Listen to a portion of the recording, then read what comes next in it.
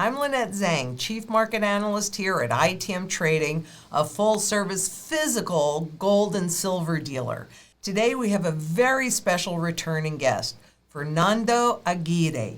He lived in Argentina through the Argentine currency crisis, collapse, and Great Depression between 98 and 2002. He is the author of 3 books. The Modern Survival Manual, I don't know if I have them in the right, Surviving the Economic Collapse, Bugging Out and Relocating, and Street Survival Skills. All critically important for everybody to have right now because of where we are in this trend cycle. So thank you so much for coming today, Fernando. I really appreciate it. Thank you so much for having me. It's absolutely great to talk with you again. Absolutely. But, 3 years ago, you were my second guest on Boots on the Ground. And so if you've not heard that interview, you absolutely 100% need to. It was amazing, if I do say so myself. And when it comes down to it, if you're really worried about the fiat currency collapsing, it really is gold and silver, precious metals. It's when that piece of paper is worth nothing, the only thing that throughout history for thousands of years, and it doesn't matter. I mean, I could walk now to any small town in Spain, and there's going to be a "We buy gold" sign somewhere. Right. Anywhere in the world, you can walk with that, and you can convert that to money. Is it always the best? Is it always the best investment? Strictly speaking, honestly, I don't think it's even an investment. I think it's like a time capsule that saves whatever money you have. You can turn it into whatever is useful at that time after whatever disaster went down. The link is in the blog, and I'd like to take this discussion to the next level and talk to you more about survival skills. But I do want to start, since that was almost 3 years ago, what have you noticed since then?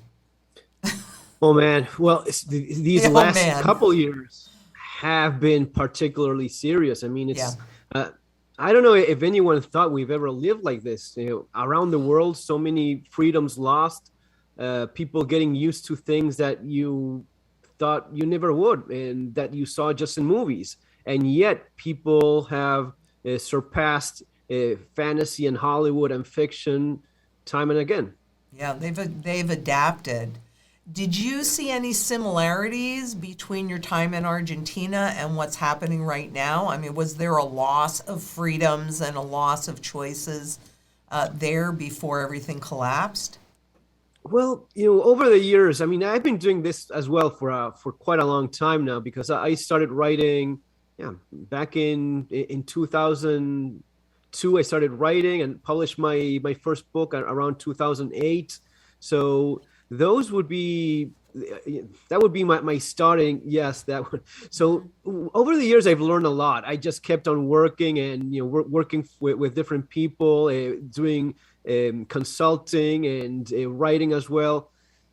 One of the things I've noticed is that people always think that this is never going to be happening here. Mm-hmm. We are different, and what I've learned is that we are all very much different. We're all like special individuals, and we all have our different idiosyncrasies, our culture. We have our differences, but underneath all that, people are mostly very much the same and react kind of in the same way. So when you see something happens elsewhere, you really shouldn't go like, this could never happen here. My line of thought has always been, if it happens somewhere at some point, it is likely to happen again elsewhere, and you should never expect that not to be you. If you're thinking that way, bad idea. So well, this is very different because we're talking about something in some level a bit more sinister, in my opinion, in terms of how it's all politically more organized and through the media, through some of these largest corporations, and how it's happening globally. But people adapt, people get used to it, and people don't react. It's one of those things that kind of drives you nuts because you're expecting people to get angry, to complain, to say enough. And usually people will just keep on rolling with whatever has they've been dealt. Well, most of the people.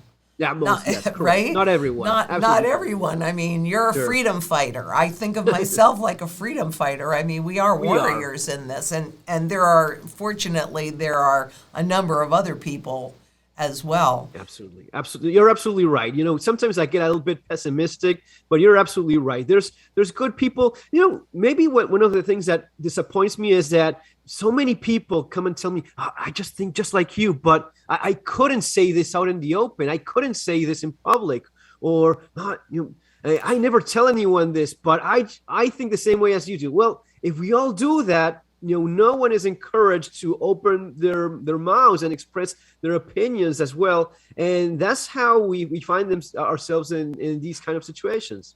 Well, it's amazing. And just on that topic, you know, you look at the big tech that's really controlling the speech, so much of the speech that is on the air. So if you say something they don't like, they just cut you off. Yeah, yeah. Well, I don't know if you watched the Joe Rogan interview with Dr. Malone. I thought it was fascinating. 3 hours, and it's stuff that I honestly didn't know, that like the CEO of some of these corporations, that the media conglomerates are the same guys that work in the pharmaceuticals and some of the largest financial Yes. groups in the planet. So it's all the same handful of people running things, which, you know, they're unelected. No one chose them to be running our lives, but they very much do. They very much do that. They very much do, and yes, they control the food sources, they control what you hear. And so just based on that, and then taking it down, you know, taking it to a smaller level, Yeah. countrywide for a minute, do you think that that could have something to do with the pretty easy compliance? I mean, one of the things that really concerns me is how they're pitting neighbor against neighbor, Yeah. right? Yeah. That is, well, that is one of the tragedies. You know, make the enemy out of your fellow man, the guy next door. How they're asking, you know, because if you look at, you know, think of it this way: if you're getting checked for a vaccination passport or a good citizen passport, especially with the idea of having someone being checked in a restaurant, that guy is maybe a waiter doing the job of a police officer, basically policing his fellow neighbor. So this idea of us against them and we all not being together, it is all very much planned. I don't think this is accidental. I don't think they overlook the aspect of people policing one another. That was something that was on the table for sure. Oh, 100%. I mean, that's, you know, you could see it. It started early in Canada because my daughter is married to a Canadian, and so his mom comes down to visit regularly. And yeah, if you walk out of the house up there and somebody sees you walk out of your house when you're supposed to be in quarantine, they will call the authorities. And it's like, it really is a distraction for them to take total control. So what do you think about, let's just go to the digital currencies, the CBDCs and the digital currencies. What are you thinking about that? Where do you think they fit into the plan? Well, I think they're not, for example, I don't think they're all the same. I think it's important to understand. It's difficult because it's not easy. I spent years trying to, you know, understand a little bit better the technology. My oldest son is studying engineering, computer engineering, so he's very good with all of this stuff. Good. But one of the things I realize is they want to have control. They don't like the idea of not having control of it. So if someone comes with their own version of a digital currency, I'll take Bitcoin. I'm fine with that. I'm not going to be taking the government's currency of their own version of it, you know, their own idea of it, because the moment you fall in that, you're basically doing the same thing. We have to remember, we already live in a world where the currency we use is printed by a handful of people. The idea that there's the greatest lie of them all, the Federal Reserve. It's not federal and it's not a reserve. It's a bunch of bankers that print money for themselves and hand it over to us, loaning it and taking a debt in our name, basically. And this is something that it's kind of depressing to realize, but a lot of people don't know it. They think, well, it's the government, it's the Federal Reserve. No, it's not. It's not federal and it's not a reserve. It's neither one of those. But that's how we live, and that's how we apparently accepted to do business. And money is important. Money is what you exchange for your time in this world. Right. You know, every hour you spend working, producing something so as to acquire goods and services, it's your time in this world that you're investing in that. These people only have to just, click a few keys on a keyboard, and that's it. They produce that for themselves. Right? The money gun. I mean, it's really easy to do. Yeah, absolutely. And then they charge you interest for it. And what does it say on the bill? Well, in this country, in the U.S., it says Federal Reserve Note, which is a debt instrument. But it's really about purchasing power destruction. Because essentially, and I think this is true in all the hyperinflationary cases, the government has inflated any of the value, the purchasing power value out of the currency, and it's all based just on confidence. Why are you willing to work for this little piece of paper or digital that you push a button? And it's that nominal confusion, right? Yeah. $20 bill 20 years ago, $20 bill today looks the same. Yeah. But buys a lot less.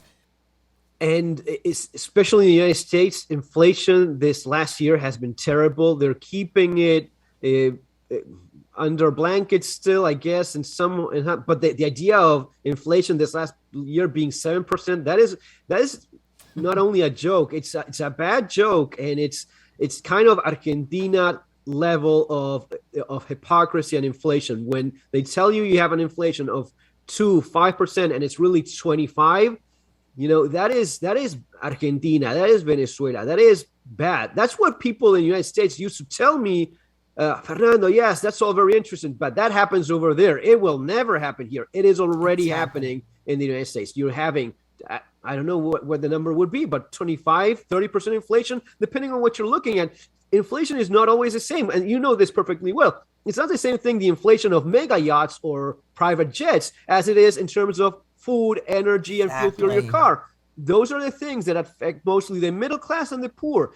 Bill Gates is not going to be worrying about how much bread or milk it costs. That is insignificant in his budget. Even at a corporate level, they're looking at different things. They make money out of this. They make money out of inflation. Absolutely. Corporate profits are at the highest levels ever in this K-shaped recovery.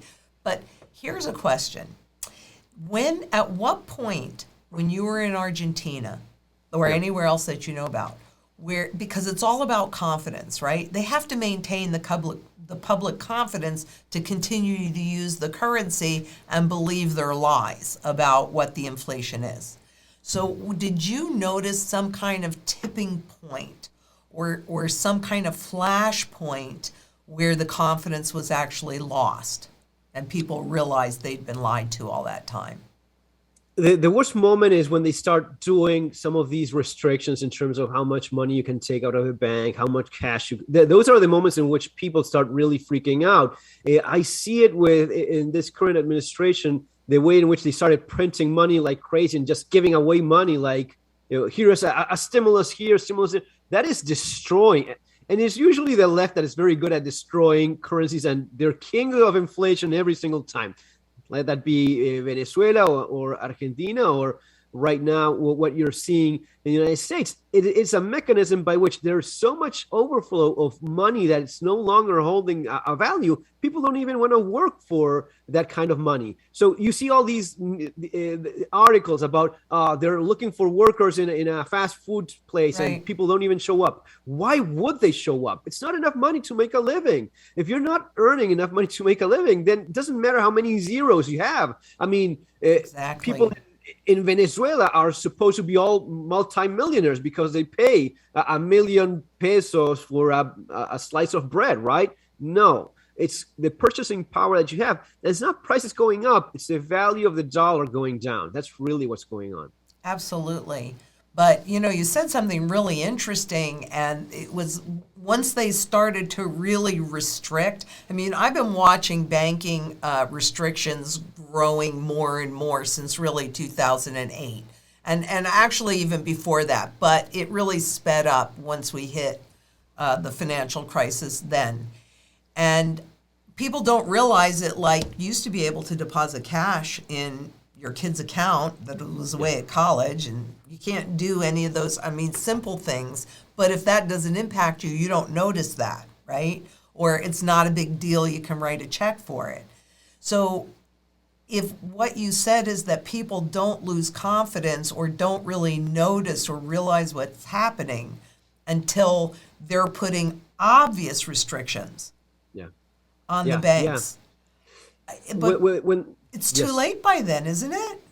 Yes, well, that's the idea. And usually when one of the things people have to understand and have to be ready for, and again, it's not only my own personal experience in Argentina, it happens the same thing in Greece, in any other country where they've gone through this. Cyprus. It's usually going to be Friday afternoon, something like that, so as to have a weekend for people to not burn the entire country down. And once they do it, they go all way. They just don't allow you to get, maybe you have like $100, $200 limit just to get some money out of the bank, so just to get some groceries. But ATMs run dry immediately, and people go wild. They just don't like having their savings taken away.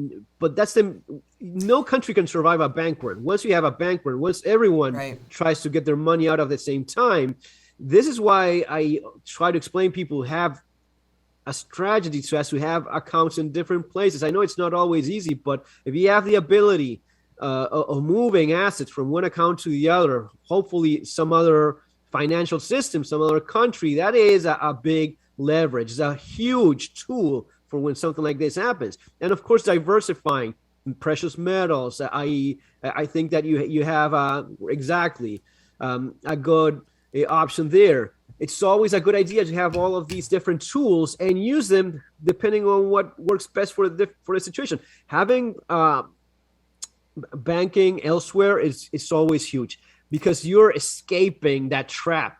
Of course, you have to do it in time because once they close the gate, once they close that. But if you see things getting a little bit messy, if you see some restrictions starting and you still have a little bit of time, you may escape.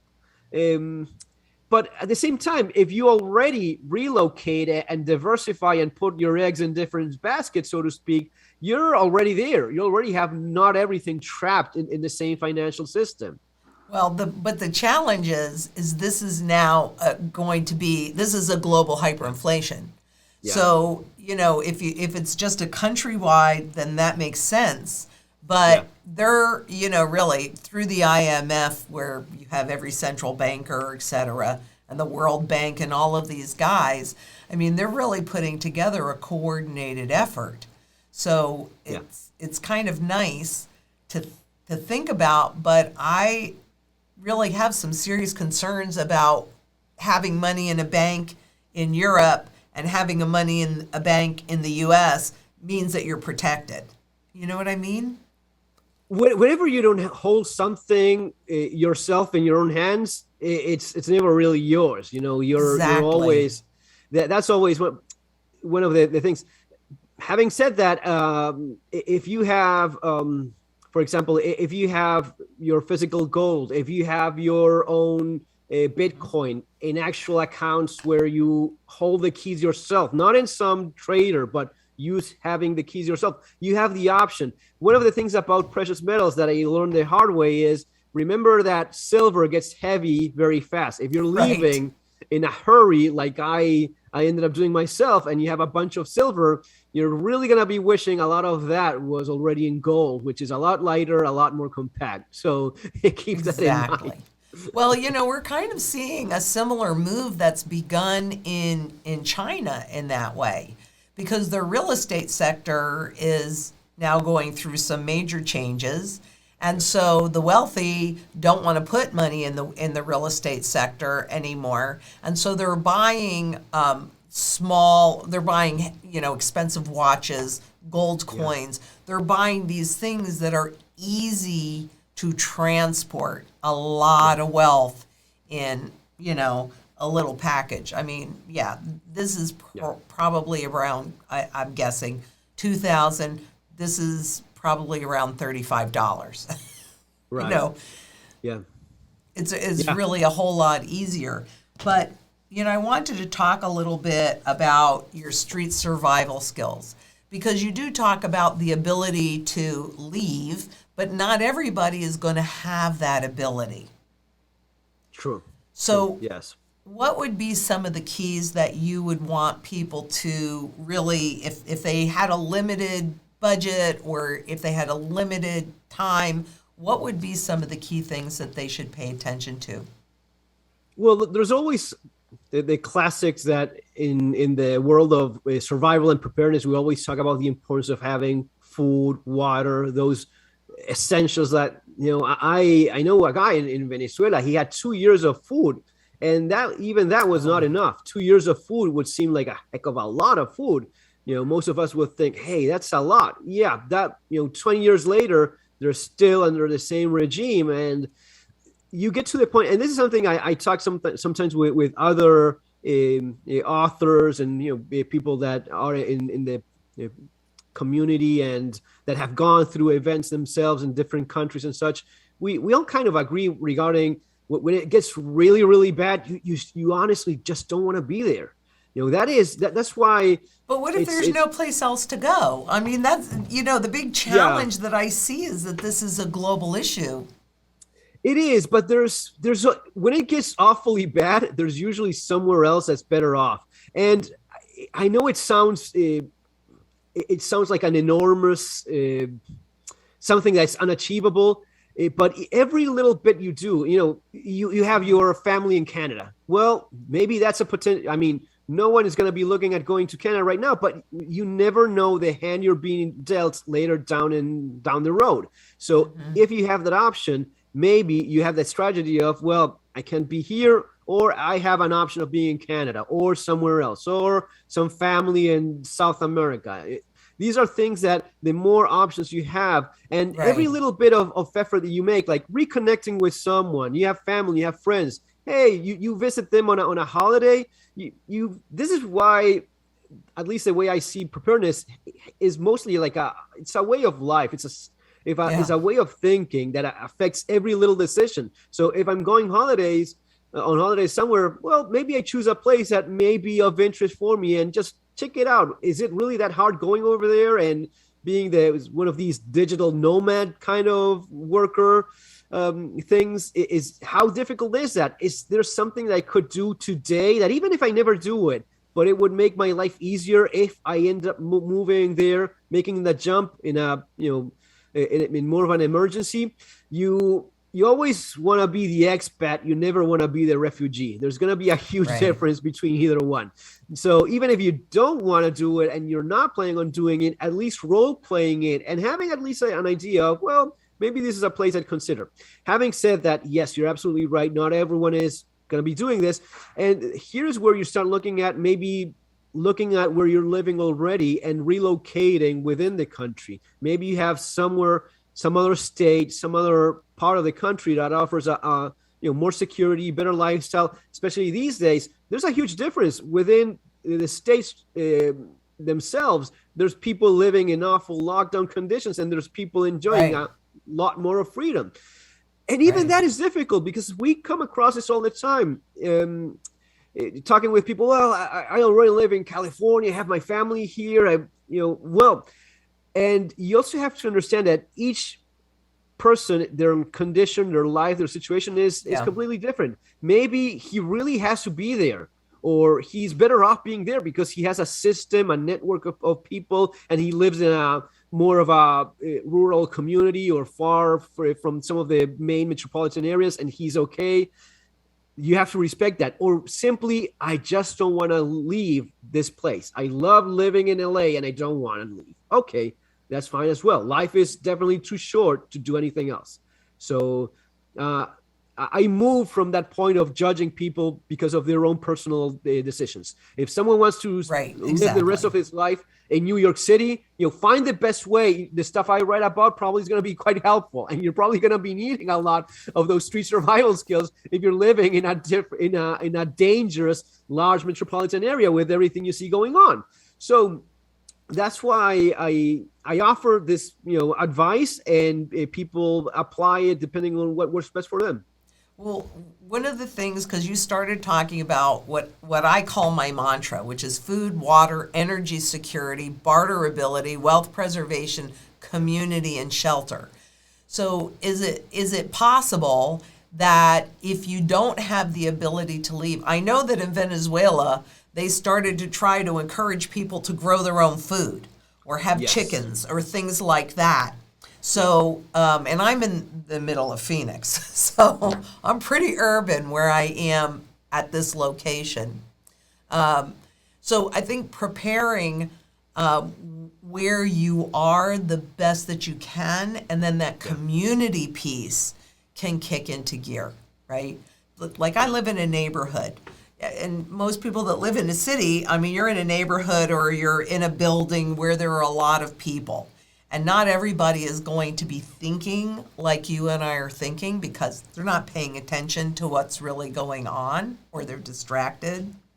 So I could tell you for myself personally, when March 20th in 2020 hit, that I was able to help a lot of people. But, if you can't move or you don't want to move and you need to make your last stand, what do you think would be the best tools for that? Because you also talk about bugging out to remote locations and how that's not necessarily a good idea, but that is the choice that I personally have made. So, yeah, the thing is this: some things work great when there's no real threat, and when you study these things a bit more in depth, you realize that if something really goes awfully bad, then that's not going to be working as well as you hope. For example, the idea of being in a very isolated place when the country really has turned for their worse, in a like South Africa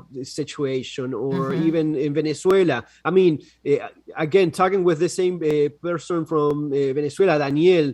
He's a prepper in Venezuela, right? And he says, you can't grow anything because there's no fertilizers, there's no seeds, there's no tools, there's no fuel. There's nothing for us to do all of these things that people think would be a great idea. And not only that, it's dangerous. We're always, right now, I mean, I have my Spanish prepper channel. I get messages from people from Chile and Argentina, and they're dealing right now with these groups of pretty much, terrorists that are attacking them in their homesteads, in their farms, and the government is doing nothing because it's politically motivated, and they have this idea of getting rid of the big landowners. And maybe the big landowner is a hardworking guy busting his back so as to put food on the table, and they're attacking his place, burning everything he makes. He's been working. You're working in your homestead like a madman. You're building. You're having food. And someone throws a Molotov cocktail and burns everything down. Your plans just fell apart. But I'm going to be doing this. I'm going to be doing that. Look at how people actually dealt with those cases, with those situations. It is very difficult. I had friends that literally the conversation was the same one we're having, and a week later, they told me, yes, they attacked us. They took everything. I could do nothing. And a week before, when I was talking with him, he was absolutely certain he would do this, that. He had the guns. He had everything. And when he got hit, they put a gun to someone's head, and they took everything they wanted. So all of these things, you may sound great on paper. You really have to look at how it works long term. This does not mean that you should not prepare, because it makes a difference if you're well prepared. I mean, I've gone through this myself as well, and having the ability, having the tools means you're a lot more likely to end up on top when things get a little bit more salty. But have realistic expectations and learn from real events. If you have a place that is a potential bug out location, something that could work, maybe you keep on doing that. You keep on working, but understand that it may not work as well as you hoped for or thought it would. This idea that distance is always safety, it's really not. If there's a road leading there, someone is likely to find it. And if it really gets to that madness level of civil unrest out of control, you want to have people around you. You want to have a group of people you can trust. Well, yeah, that's that community piece that I think is vital, whether you're in the middle of a city or you're out in a country. You know, you really can't do everything yourself anyway. I might also say, you know, where you were talking about having diversification in your bank accounts, you can have diversification in your food accounts, right? Like we save back seeds. So when I can't get seeds out there, it's not really a problem for me because I have seeds here, I'll have seeds at my bug out location, and fertilizer too. A fish tank, fish poop makes great fertilizer. So there are simple things that we can do, and there are no guarantees. I can't tell you how many times and people tell me, well, they're just going to come and take everything that you're doing. I can't really control that, right? Yeah. But I can control whether or not I show up and I do the work and then I share the work with my neighbors so that I develop a community so that if something, God forbid, like that actually does happen, because that's the norm, isn't it? For things to get, that's why security is such an important part of it and the layers of security. But, you know, you also talk a lot about your physical and your mental health. Yeah. So would you like to, and I agree, because there's a lot of people that are scared to death right now. Maybe not about what they should be a little concerned about, the currency collapsing, but there are a lot of people that are really scared. And how do you see that impacting their choices? And you know, I'm no doctor, but I do know a thing or two, which I suppose everyone does. If you're not well, if you're not sleeping well, eating well, doing a little bit of exercise, but the mental aspect, the stress destroys people. I've seen this firsthand. One of the greatest killers of an economic collapse is stress. People literally kill themselves. I mentioned this. I think I wrote it in a book that suicide rates went up 500%. Right now, suicide rates are going through the roof as well as drug use. People are medicating, self-medicating, or just taking drugs so as to cope with everything. If you're strong mentally, everything else will fall in place. You'll fall in line and you'll make good decisions. But if you let this get in your head and just destroy you from the inside, there's really not a whole lot you can do. But you know, I try to have a lot of fun. I try to relax and enjoy every little bit I can. You know, there's a lot of restrictions right now. So one of the things I like doing is traveling, which right now is a bit of a mess. So that kind of not so great. But any other hobby you have, any other activity you have, watch movies, play games, video games, if you like that sort of thing, play with your kids. If you can go out for a walk in the woods in a nearby park, do that. Anything you can do so as to stay as chill as possible. That's going to be boosting your immune system. You know, this is something that's not even mentioned in the news because there's obviously this agenda of selling you drugs, which it's good for them.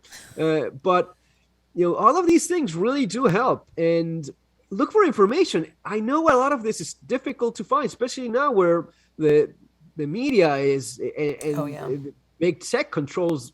Well, it's not because we think of it as big tech controls. No, the people that control big tech are the ones ruling over this. So these same mega financial groups that control everything are the ones that are running what's being said or not and what's allowed to be discussed or not. But yes, if you are well, mentally, psychologically well, and socializing as well, something that they took away from us. Correct. Yes, thank you. I'm glad you brought that up. talking with your neighbors. One of the things that's destroying people right now is not even seeing the faces. Kids need to see each other's faces so as to learn how to socialize. There's a lot of damage being done right now because of this. So every little bit that you can do so as to be a normal person and happy, it's not, don't underestimate that. That's very important. Oh, I could not really agree with you more. I think it's critical that we take some time and we breathe and we go outside and we do play and we now, I have grandkids, so I don't have my children here anymore, but you have young children, my children have young children, and boy, those kids have been going through a lot, like you said, with the masks and all the restrictions, and I can't even imagine what this is going to do to these kids down the road. We don't even know. It's impossible until time actually passes. There's a lot of things that we don't know what's going to be doing to our bodies until certain time passes. It's always been that way. Whenever anything had huge impact on a large mass of people, it's usually been years later, even through horrible things. Years later, people look back and think, my God, why did they allow that to happen? It's going to be years until we reach that point of looking back and saying, were they all crazy? Were they all mad that they allowed this to be done to them or cooperated with this? And yeah, I think that's going to be the case here as well. I mean, what they talk about is formally perception management. And governments really do employ, and central banks do employ the brightest minds in psychology to help craft the words, craft the message, and never let a good crisis go to waste. Because if you can get people scared enough, then they'll do whatever you tell them to do. Save me, Mr. Bill, save me. Yeah. And yeah. It's always been that way. Whenever they make a monster, an enemy, someone to be afraid of, someone to hate, you're going to be you're going to be trading freedom for safety. And you're absolutely correct. They have like memos of, we're going to be using this word. For example, with inflation, it's temporary. This is temporary. This is temporary. They all say the exact same word. So they all got the same memo. They all read the same email, and they all repeating, yes, this is temporary. This is, during with the war in Afghanistan, the key word was, we're making progress. So are we winning this? Are we losing this? What's going on? We're making progress. Relax. We're making progress. The same people said the exact same word. You look at the interviews, and they all repeated that same key word, which was important for them to repeat. Same thing with inflation. Well, this is just temporary. It's fine. And now they're changing the message to, it's actually good. In what crazy mind can you say that inflation is good? But they're saying that now as well. Corporations think it's good. Good, right. Corporate profits are historic highs. Corporations, not all corporations, because, but it's really pretty interesting. I'll tell you something that concerns me a great deal is the global food shortage and the global hunger. I mean, I should say it's really more about the global hunger than it is a food shortage. And I'm hopeful that your opinion on this is accurate. Do you really think there's going to be some place that is unscathed by, because what we're really doing is we're transitioning out of one form of fiat into another form of fiat that gives the bankers and governments and everybody else a whole lot more control over your life and your choices and your freedom.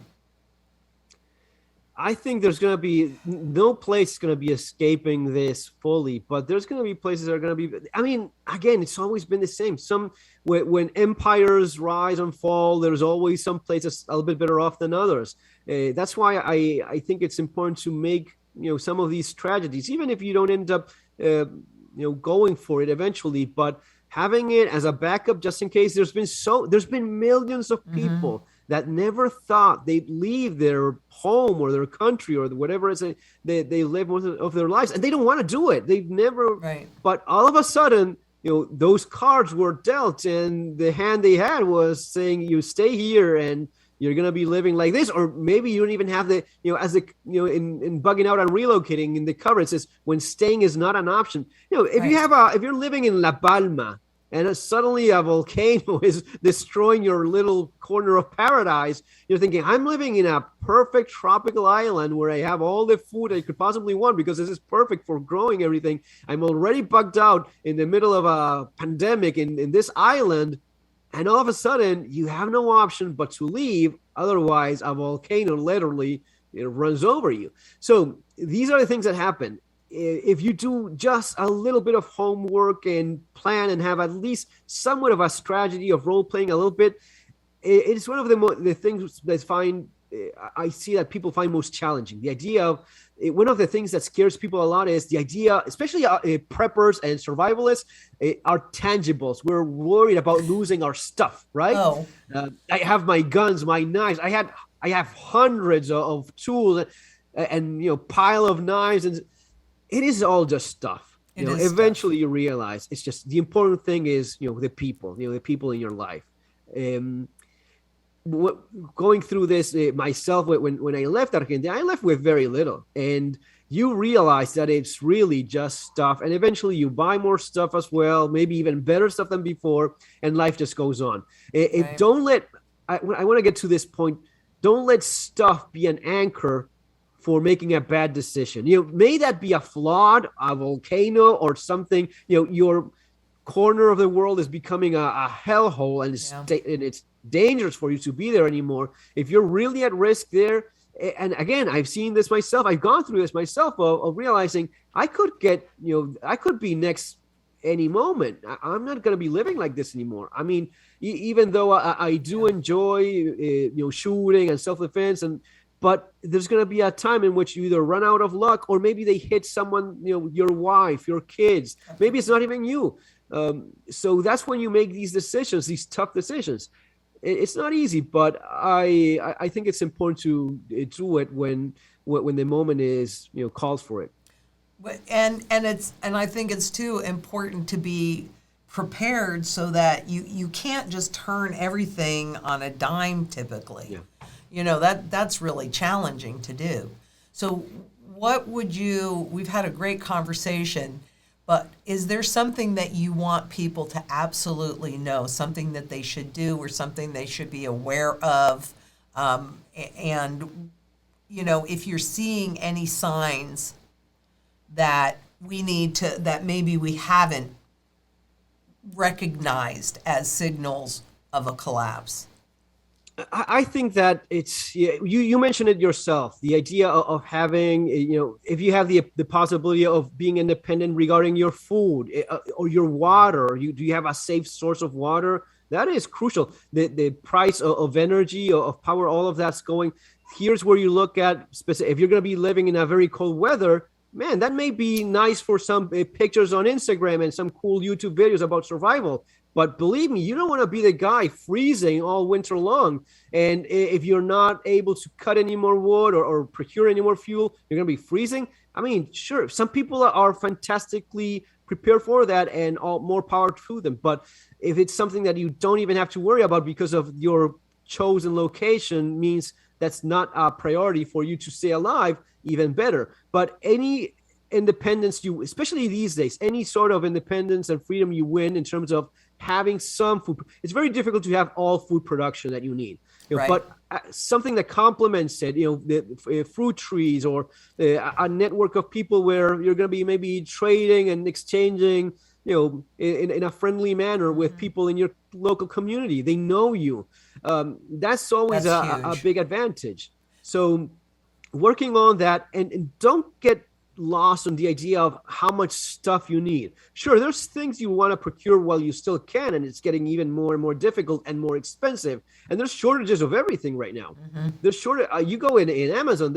I used to be able to put like affiliate links of everything. Now there's really little going around. So the prices of firearms has gone through the roof. Ammunition, all of that, it's super expensive. Don't get lost on that, and think of working on yourself physically, mentally. That's always going to be a lot more of an investment than accumulating more stuff. I could not agree with you more. you know, and you've got to keep yourself together, because that's part of this whole scheme. When you eat garbage, then you don't have anything to fuel yourself mentally or physically. You're really depleting that, and you can't make as good decisions, you know? So yeah, I'm a huge proponent of eating really nutritionally dense food to keep your brain and your body operating as optimally as possible. And of course, exercise, because if you don't use it, you know, you lose it. I mean, it is that simple. And the mental aspect, physically, it's super important. But even more so, I think that if you're well, you know, here and you're working on that stress level and being happy and even enjoying what you're doing. I mean, I love the things that I do. I love pretty much all aspects of preparedness. If you like shooting, you enjoy that. If it's a chore for you, if it's something, man, I hate this, well, maybe do the minimal necessary so as to have some so you have some skill. Right, some basic skills so as to defend yourself when needed. I come across people like this all the time, and they want something that's like a fire extinguisher. You know, if something happens, someone's breaking into my house and my life is on the line, I have something to as a last resort. Sure, that's something we want to have, but don't get lost on the amount of stuff you need to buy, and don't get the stress. Don't let the stress get to you, because if you do that, especially now, it's so easy to despair and think it's all hopeless. Everything passes. That's also another thing in life. Everything, this too shall pass. You know, this too shall pass eventually, and maybe things are not going to be going back to normal exactly. Well, it's a new normal, right? I mean, right. And they're talking about the new normal because we're transitioning into a whole new socioeconomic system. Yeah. So, yeah, true. But, you know, prepare as best as you can, have plans, have backup plans for your plans in case things don't end up working as well as you hope they would. And try to enjoy every second that you have, because you don't know when things are not going to be as easygoing as they were before. I would agree with that. And a good way to prepare are these wonderful books, which you have all the links. You have the links to Fernando's website and I think the Twitter. Is it Twitter as well? But all of the links are on the blog. And I think this is somebody that has lived through it. So it's critical that we pay attention and definitely listen to the first interview, because you'll hear what it was actually like to live through it. But this is advice from somebody that has. And you do want to be as prepared as possible: food, water, energy, security, barterability, wealth preservation, community, and shelter, because these are the things, no matter what is happening, that we need to have a reasonable standard of living. But you gave us some great advice. I don't enjoy shooting, but I do know how to do it. And I do have the ability to protect myself. I just hope I never have to use it. I'd rather feed somebody than shoot somebody. That is fantastic. Yeah, and you know, that's perfect. You know, you understand what you like, what you don't like, and in spite of that, you may walk into that terrain of less comfort, so as to have that option if it's ever needed. And hopefully, fingers crossed, you never will. Exactly. I agree. Is there anything else that you want to say before we leave this fantastic conversation? Just, you know, letting people know that this is not the end of the world or anything like that. And even though they try to scare you into compliance, freedom is always far more important than any little false sense of safety of we used to live with diseases without losing our minds, and a lot worse diseases than the one we're seeing right now. And no one thought about giving up your freedom the way they're doing right now, simply because of that. Freedom is a lot more important than this false sense of safety. That is a great way to close. And I would also say freedom is not convenient, because so much is sold to us on, well, look at how convenient this is. Yeah. Take responsibility. One of the things I notice, people don't want to have the responsibility. I did this because this politician told me. I did this because the TV or internet told me. No, do your own research, be a responsible adult, which you should be anyway, and take that, own that. Don't let these decisions, especially when it comes to your kids, doing what someone else tells you for your kids. No, be a grown person and do that yourself. Yeah, well, I know that we're closing, but I would also like to say that they are doing some things to take your ability to parent Yeah. or your choices in parenting away. That Yeah. scares the crap out of me. I gotta say, that scares the Yeah. crap out of me. And they want to normalize that the idea that Right. you're just the one that you Birthed them. put the little, yeah, you just gave birth to him. You don't have any choice on that matter. We'll have that discussion another day. Yeah. But thank you so much for joining us today. And I'm certain everybody got a lot out of it. You know, again, you've got the links to the books. They should be part of your library. You should be reading them, marking them, and, you know, and creating a plan, which, you know, at ITM Trading, that's part of what we like to do is just help you create that plan, because they have a plan. We all need a plan. And until next time, thank you for joining us, and please be safe out there. Bye-bye.